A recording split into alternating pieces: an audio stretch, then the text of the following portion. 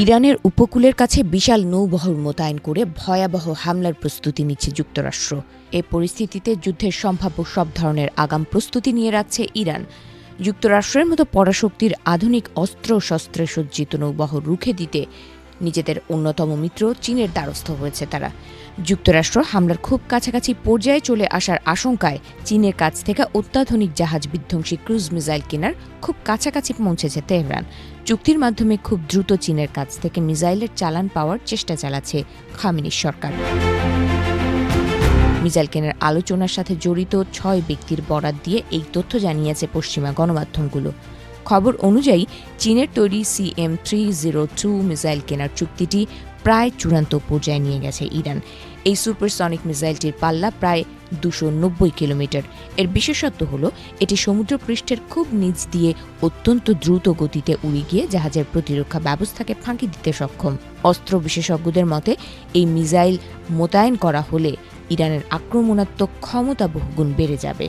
এমনকি মধ্যপ্রাচ্যে মোতায়েন থাকা মার্কিন নৌবাহিনীর জন্য এটি এক বিশাল হুমকি হয়ে দাঁড়াবে। চীনের কাছ থেকে মিসাইল সিস্টেম কেনার এই আলোচনা অন্তত ২ বছর আগে শুরু করেছিল ইরান। তবে গত বছরের জুনে ইসরায়েলের সঙ্গে ১২ দিনের রক্তক্ষয়ী যুদ্ধের পর মিসাইল কেনার আলোচনা আরও গতি পায়। গত গ্রীষ্মে এই আলোচনার জন্য চীন সফর করেছিলেন ইরানের উপ-প্রতিরক্ষা মন্ত্রী মাসুদ রায়ে সহ উচ্চপদস্থ কর্মকর্তারা। অবশ্য এই চুক্তির বিষয়ে কিছু জানে না বলে দাবি করেছে চীনের পররাষ্ট্র মন্ত্রণালয়।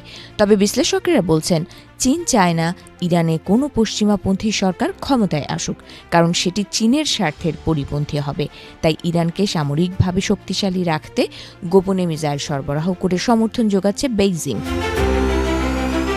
এদিকে চীনের কাছ থেকে ইরানের মিসাইল কেনার বিষয়টির উপর কড়া নজর রাখছে দখলদার ইসরায়েল।